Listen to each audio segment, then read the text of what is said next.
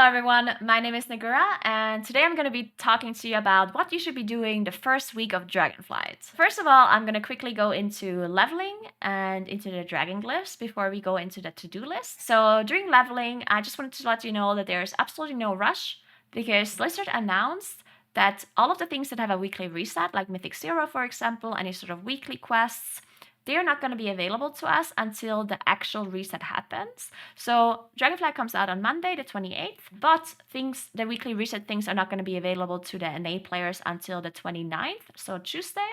And for the EU players, it's not going to be available until November 30th, so Wednesday, when the actual weekly reset would usually happen. So no rush there, take your time, figure out things as you go throughout Dragonflight, but make sure you do the main story quest, make sure you follow it, because it's really important, otherwise you won't be unlocking world quests and you won't be unlocking the engine of innovation, which is really important later on, so make sure you do the main story quest. The main campaign alone will get you to level 67 and 3/4 of that level, so you still have to do 2 levels and a little bit outside of the main story quest.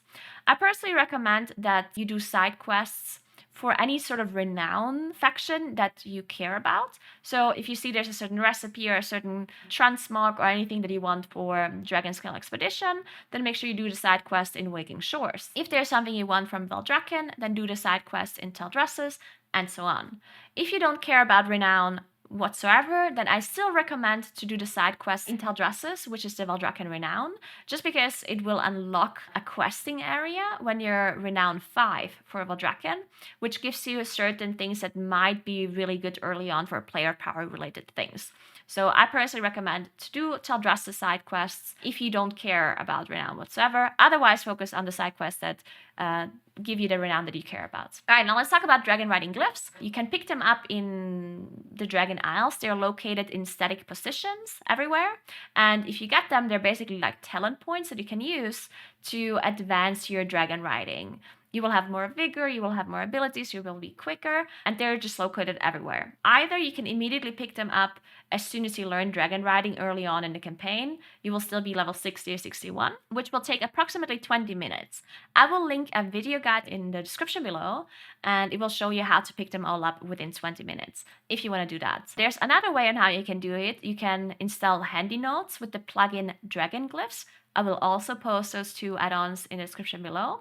And then you will see the Dragon Glyphs on your map, on your minimap, and on your bigger map. And then you can just pick them up as you're questing in an area, right? So if you're questing in Waking Shores, you can pick up the Dragon Glyphs in that area as you see them. And then when you move up to the next area, you can pick them up there. Because these Dragon Glyphs are important to have, but they're not going to really speed up your leveling process as much. Personally, I think, because when you're questing, you don't have to do big distances, so therefore having more vigor and stuff like that is not going to be as useful. But if you want to pick them all up immediately, then go ahead. All right, now let's finally get into the to-do list. First of all, I'm going to make 2 to-do lists here. I'm going to split it up into the player power gain to-do list and into the non-direct player power gain to-do list. Because Dragonflight, it's not the same as Shadowlands, BFA, and Legion, where there's like a million systems and all of them give you player power in some shape or form.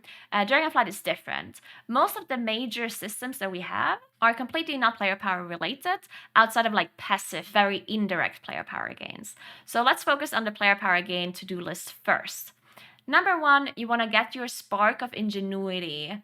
This one is only available on reset though, so remember you don't have to level up quickly. This will only be available once the actual reset happens, so on the 29th for NA and then the 30th for EU. At the very end of your main campaign, you will unlock something called Engine of Innovation. And then you will be able to get a quest there, and once you finish the quest, you go back and you will create the Spark of Ingenuity. This spark is required for crafting really high itemable items. This is an incredibly limited resource because you will get one at the very end of the main campaign, and then afterwards you will not get one again until 2 weeks later. And then you will get a second one, and then again for 2 weeks you will not get one. So every 2 weeks you get one until you have 5. And then afterwards, they will just be available at any point. But yeah, keep this in mind. Very time-gated material. So make sure you don't waste it on some random crafted item. Make sure you take a look at which crafted items you want and maybe even wait before you craft anything until the first week of the raid to make sure what you get from the vault, to make sure what you get from the raid, and then decide what you want to craft afterwards. Because if you're crafting something with a spark, you will not be able to get that spark back. So you won't be able to craft a belt and then afterwards like, oh, actually I want boots. Like that doesn't work. You can upgrade the item still, so that is okay. If you have crafted a belt with a spark, then you can upgrade it from quality 1 to quality 5. That is totally fine. But you can craft a different item with the spark that you have already used. Then you want to do Mythic 0, of course. Mythic 0 is the highest available item level outside of the profession gear. Keep in mind that you can do Mythic 0 only once per ID, and that Mythic 0 is not going to be available until the reset. So again, 30th for EU and 29th of November for NA. And once you've done Mythic 0, I would recommend to farm Primal Chaos. Primal Chaos is a soulbound material that is used for professions. Almost all of these higher item level items need Primal Chaos. You will need a lot of Primal Chaos later on if you want to craft them to item level 418. And Primal Chaos is also required to craft the best potions in the game as well. So you will need a lot of that material. Once the season actually starts, so once the raid and then Plus comes out, there will be a lot more Primal Chaos available to you, because if you do Mythic Plus, then you will get multiple Primal Chaoses from one dungeon. Like you will get 7 Primal Chaos from one Mythic Plus key, while if you do a Heroic dungeon, you will only get 1 from each heroic dungeon. But if you don't care about renown and you only care about player power within the first 2 weeks, I would recommend to just spam heroic dungeons to get these primal chaoses unlocked. Now let's talk about the non-direct player power gain to-do list, and this is mainly focused on renown and professions. Keep in mind, renown and professions do not give you any direct player power whatsoever, so this is not required unless you want to do it. So if you want to farm renown, I personally recommend to do side quests while leveling for the major factions that you want to farm renown for. Because if you get certain renown levels, especially early on, you will unlock further quests like weeklies and dailies that you want to unlock as fast as possible. So in my opinion, getting a certain renown level quicker makes more sense. For example, if you're renown level 5 for Valdrakken, you will unlock an area called Obsidian Citadel, which has lots and lots of weekly quests in there, which in return again give you renown. And you can also farm reputation for Sabellion and Rathion there. Then the Marokai Centaur, at renown level 4, you will unlock another questing hub that has daily quests in there. And there's also going to be additional world quests you can unlock. If you're renown 7 with Baldrakken, you will unlock Dragonriding world quests. And if you're renown 6 with Dragonscale Expedition, you will unlock rock climbing world quests. So if you care about advancing your renown, I would say that you want to make sure you do the side quests while leveling. Don't rush all the way to level 70 by only doing crafting and main quests, because otherwise you might be missing out on a weekly quest here or there, or you might be missing out on a daily quest here or there. So keep that in mind. Once you're max level, once you're done with the campaign, you will get a quest that is called Aiding the Accord. This is a weekly quest you definitely want to do if you want to farm renown.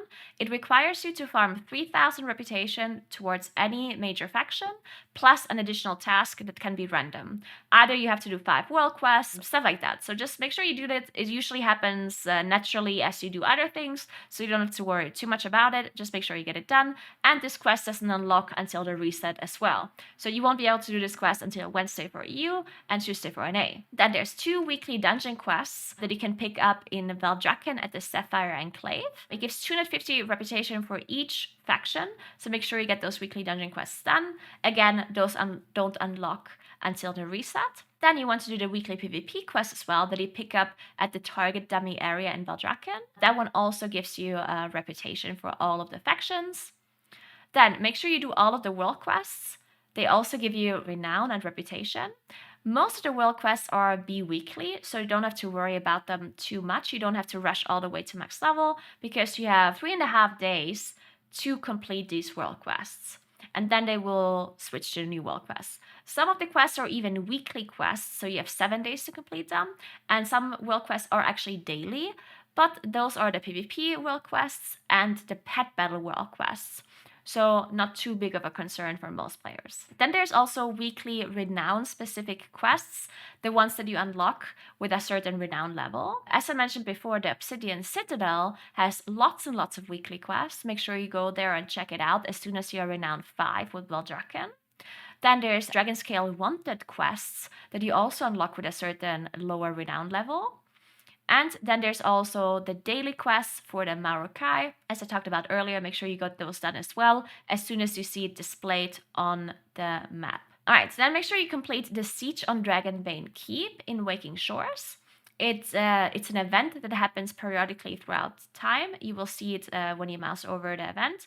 You can complete this event only once per week, and then you get a strongbox afterwards. The strongbox contains reputation, and they can also contain certain items, but also primal chaos. And the items that you get from this might actually be really nice early on in the expansion. So this might also be interesting for players that don't necessarily care about Renown that much, but rather just care about player power. All right, now let's talk about what you should be doing for professions. So if you care about your professions, then this is your to-do list here. Number 1, while leveling, it's decently beneficial to go with herbalism and mining, even if you don't want to do those professions later on, just because while leveling, you can pick up ore and herbs that you might need later on for certain other professions, just for the materials. And then additionally, you will gather artisan's metal, which is soulbound material that you need for recrafting items. And that artisan metal is a pretty limited resource, so picking it up while leveling with these gathering professions makes a lot of sense. Then there's one-time quest chains you want to do. The first quest is a gift for Miguel. This quest you will pick up at the Ruby Life Pools at the same place where you first unlocked dragon riding. And this quest will give you equipment for professions that you currently have. Keep this in mind. If you went herbalism and mining, then you will get herbalism and mining profession equipment. So if you want different equipment for other professions, then make sure that you do this quest only later on when you're max level, and then switch your professions to the ones that you want to do to make sure you get the correct profession gear. And then the second quest you want to do is called Professionally Equipped. That one you pick up in Valdrakken, and is part of the quest chain to learn about work orders. And that one again will give you profession equipment depending on the professions you have currently. So keep that in mind. Then of course you want to use your daily craft CD if your profession has a daily craft CD. And then there's a few weekly quests you also want to do with your profession. One is called Show Your Metal. This one is picked up in Valdrakken from Thomas Bright and requires level 25 in any profession. Otherwise you won't see it. And it gives you artisan's metal, which is again the soulbound material that you need for recrafting. And then there's a quest called That's My Specialty, and that one you pick up at Miguel Bright in Valdrakken, and that one gives you profession knowledge as a reward. So make sure you definitely get that done, because knowledge is required for the specializations. Then there's a quest where you have to complete 5 work orders, and if you have double crafting, it seems you have to select one of these per week. So if you have 2 crafting professions, you have to select one or the other. And it rewards 3 knowledge per week. And then if you have a gathering profession, you have your own weekly quest for that, and that one will reward also 3 knowledge per week. So make sure you look out for these weekly quests if you want to do professions. There will be a Google Doc that I will be linking in the description below, where everything is written down again. So if you don't want to go back to this video all the time, then click on the document in the description and just go through the list and see if you have done all of that stuff.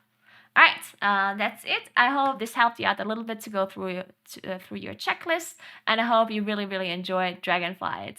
Thank you so much for watching. Remember to subscribe to the video if you want more videos like these, and if you have any questions, ask in the description below, or go to my stream over at twitch.tv/Naguura and ask any additional questions over there. And also keep in mind that there are currently Twitch drops happening as well. So if you want a Feldrake, then you can get that Feldrake on my stream. You just have to be connecting your Battle.net to your Twitch, and you have to watch one of the WoW streamers for 4 hours to be able to get the Feldrake.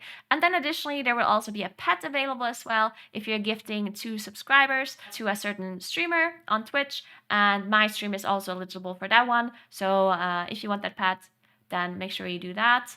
Also, lots of other streamers are eligible, not only mine, so make sure you check through the list to see if there's any streamers you specifically want to support to get those pets. And yeah, that's it. Thank you so much for watching. Have a nice rest of your day. Enjoy Dragonflight, and I'll see you in the next video. Goodbye.